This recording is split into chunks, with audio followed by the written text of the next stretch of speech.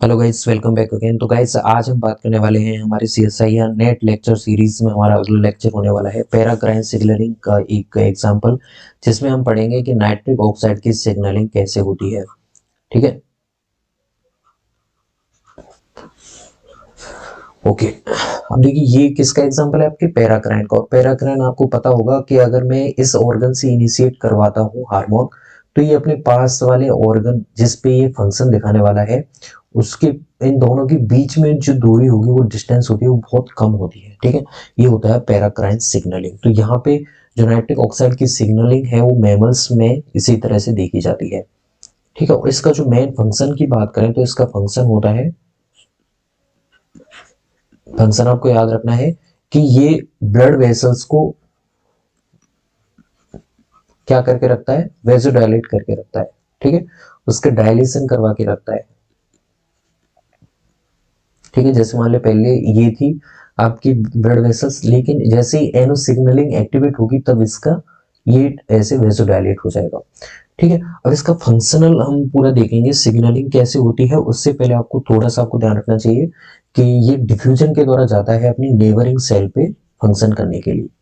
कौन सी प्रोसेस के द्वारा? सिंपली डिफ्यूजन के द्वारा। डिफ्यूजन क्या होता है? यानी कि अगर मान लीजिए मेरे मेरे पास में एक सेल ये है और एक सेल ये है। ठीक है, अब यहाँ पे मैं मान लेता हूँ मेरे पास में इतने सारे अणु हैं, इतने सारे एटम्स या फिर आयन है, जबकि इसके पास में बहुत कम आयन है। तो हायर कंसंट्रेशन से, जैसे सोडियम मान लीजिए, और यहाँ पे भी सोडियम के आयन है, तो हायर कंसंट्रेशन से लोअर कंसंट्रेशन की तरफ जो मूवमेंट होता है उसे आप क्या बोलते हैं? डिफ्यूजन। ओके, अब ये तो हो जाती है, ये फंक्शन भी हो गया। अब हम इसकी सिग्नलिंग देखेंगे, तो बहुत बेसिक तरीके से देखने वाले हैं, तो सारा ध्यान रखना।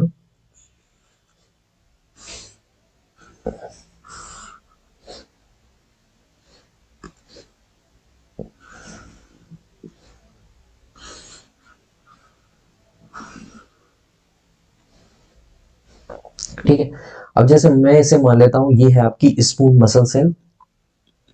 ओके, जबकि ये है आपकी एंडोथेलियल सेल। ठीक है, स्मूथ मसल सेल की जो लाइनिंग करता है, इंटीरियर लाइनिंग का काम होता है इसका, किसका? एंडोथेलियल सेल का। जो इसकी स्मूथ मसल सेल की इंटीरियर लाइनिंग करेगा। ठीक है, अब यहाँ पे ये जो मान लीजिए इसकी इस सेल की प्लाज्मा मेम्ब्रेन है, ये वाली। ओके, तो ये मान लीजिए इसकी प्लाज्मा मेम्ब्रेन है। अब यहाँ पे एक आपका रिसेप्टर होता है, जीपीसीआर रिसेप्टर। कौन सा रिसेप्टर मान लेते हैं इसे? जीपीसीआर रिसेप्टर है ये आपका। और यहाँ पे ऑटोमेटिक नर्व के द्वारा एक हार्मोन सीक्रेट किया जाएगा, जिसे न्यूरोट्रांसमीटर कहते हैं, एसिटाइल कोलिन। ये क्या है आपका? Acetyl choline. और किसके द्वारा सीक्रेट किया गया है? ये ऑटोमेटिक नर्व, ऑटोनोमिक नर्व, जो इस वेसल में प्रेजेंट है। तो इस नर्व के द्वारा ये न्यूरो ट्रांसमीटर सीक्रेट किया जाएगा, और इस ट्रांसमीटर को कौन कैच करेगा? जो आपकी प्लाज्मा मेम्ब्रेन में रिसेप्टर है। कौन सा? जीपीसीआर। तो इसके द्वारा जैसे इसे एक्सेप्ट किया जाएगा, उसके बाद में यहाँ पे आएगा फॉस्फोलाइपेज एंजाइम, पीएलसी, और ये इनिशिएट कर देता है आपके IP3 को, इनोसिटोल 3 फॉस्फेट। ठीक है, और ये आपने पढ़े होंगे, जब जीपीसीआर आपने सिग्नलिंग देखी होगी, तो उसमें बेसिक प्रोसीजर होता है जो यहाँ पे चल रहा है। इसी का एग्जांपल है जीपीसीआर का, ही एक एग्जांपल होता है एनो सिग्नलिंग एक तरह से। ठीक है, तो IP3 क्या करेगा? IP3 करता है आपके ये कैल्शियम कॉम्प्लेक्स, कैल्शियम से रिलेटेड जो कैलमोड्यूलिन जो कॉम्प्लेक्स होता है, इसे बोलने में ऑलवेज प्रॉब्लम होती है। ठीक है, तो इसे इनिशिएट करवा देता है। और ये जब इनिशिएट कर देगा, तो इसका मेन फंक्शन होता है, ये एक एंजाइम को इनिशिएट करता है, जिसका नाम होता है नाइट्रिक ऑक्साइड सिंथेटेज एंजाइम। ठीक है, और ये जो एंजाइम है आपका, इसका फंक्शन होता है, ये क्या करता है आपके? ये आर्जिनिन से बनवाता है नाइट्रिक ऑक्साइड प्लस सिट्रुलिन, ठीक है, क्या सिंथेसिस करवाता है? ये आर्जिनिन से नाइट्रिक ऑक्साइड सिंथेसिस करवाता है, साथ में ही एक अनदर प्रोडक्ट बनता है आपका सिट्रुलिन।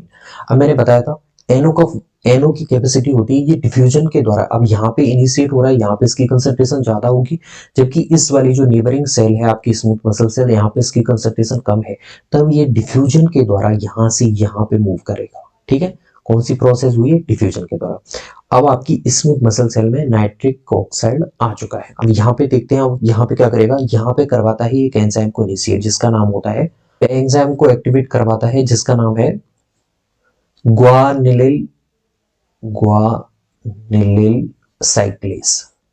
इसे बोलने में भी थोड़ी सी प्रॉब्लम होती है, ध्यान रखना क्या है, ग्वानिलिल साइक्लेस एनो रिसेप्टर। से 2-3 बार बोलना, आपको भी प्रॉब्लम आएगी।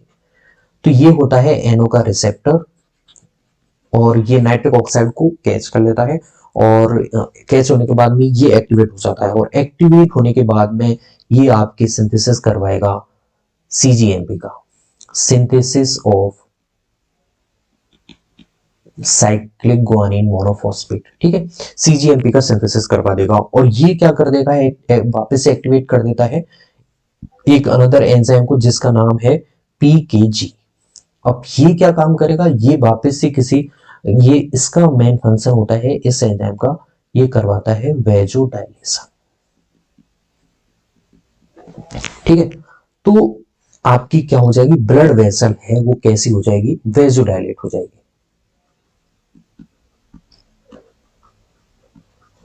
तो कई मैमल्स में ये जो मेन आपके एनो की सिग्नलिंग होगी, सबसे पहले देखिए, वापस से देखिए, सबसे पहले नर्व के द्वारा, ऑटोनोमिक नर्व के द्वारा एसिटाइलकोलिन को यहाँ पे सीक्रेट किया गया है, जिसे एंडोथेलियल सेल की प्लाज्मा मेम्ब्रेन में जो जीपीआर रिसेप्टर है उसने से कैच किया है। उसने आपके फॉस्फोलाइपेज जो एंजाइम ग्रुप होता है उसे इनिशिएट कर दिया है, इसने IP3 को बना दिया है, IP3 ने इनिशिएट कर दिया है कैलमोडिलिन कॉम्प्लेक्स को, और इसने इनिशिएट कर दिया है आपके नाइट्रिक ऑक्साइड सिंथेसिस को, और ये जो आपका एंजाइम है ये इनिशिएट करवाता है नाइट्रिक ऑक्साइड को, बनवाता है किससे, आर्जिनिन से, आर्जिनिन अमीनो अम्ल से बनवाता है, और इसके साथ में साइड जो प्रोडक्ट है वो भी आपको याद रखना है, सिट्रुलिन बनता है। अब इसका फंक्शन होता है डिफ्यूजन के द्वारा ये अपनी नेबरिंग सेल्स तक पहुंच सकता है।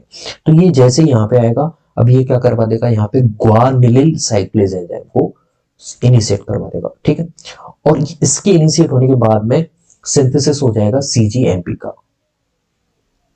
ठीक है, और सीजीएमपी क्या करवाता है, ये पीकेजी को इनिशिएट करवा देता है, जिसका मेन फंक्शन होता है वेजोडाइलेशन करवाना। तो ये ब्लड वेसल है आपकी वेजोडाइलेट हो गई है, और जिस ऑर्गन में ये फंक्शन चल रहा है, जिस ऑर्गन की स्मूथ मसल सेल है वो कैसे हो जाती है, इरेक्ट हो जाती है।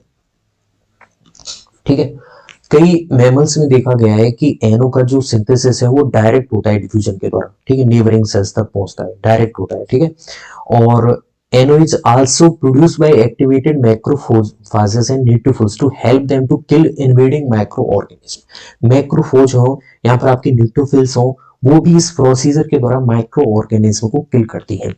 तो आपके यही फंक्शन आपके पेनिस में भी देखा गया है।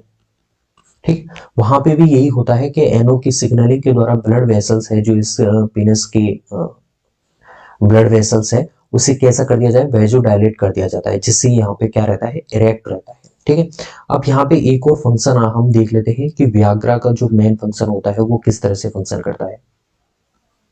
ठीक है, वियाग्रा है बहुत लंबे टाइम तक पेनिस को क्या करके रखता है, इरेक्ट करके रखता है। ओके, अब इसका जो देखिए, इसका जो मेन फंक्शन होता है ये क्या करवाता है कि कुछ समय बाद ये जो एनो सिग्नलिंग चल रही है इसमें एक एंजाइम आता है फॉस्फोडाइएस्ट्रेज एंजाइम, जो क्या करवाता है, सीजीएमपी को चेंज करवा देता है 5 प्राइम ग्वानिन मोनोफॉस्फेट में। ठीक है, कौन सा एंजाइम है, उसका नाम है फॉस्फोडाइएस्ट्रेज एंजाइम। ठीक है,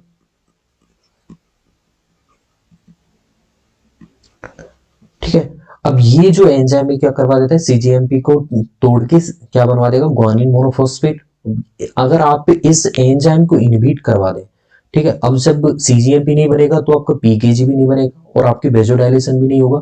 वेजोडाइलेशन नहीं होगा तो आपका जो ऑर्गन है जिसमें स्मूथ मसल सेल है वो भी इरेक्ट नहीं होगी। ठीक है, अगर आपने क्या किया, यहाँ पे जो व्याग्रा है उसका मेन फंक्शन होता है वो इस एंजाइम को इनहिबिट करके रखता है।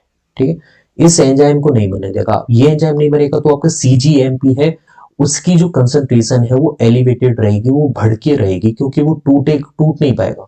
क्योंकि इसे तोड़ने वाला जो एंजाइम है वो यहाँ पे एब्सेंट है।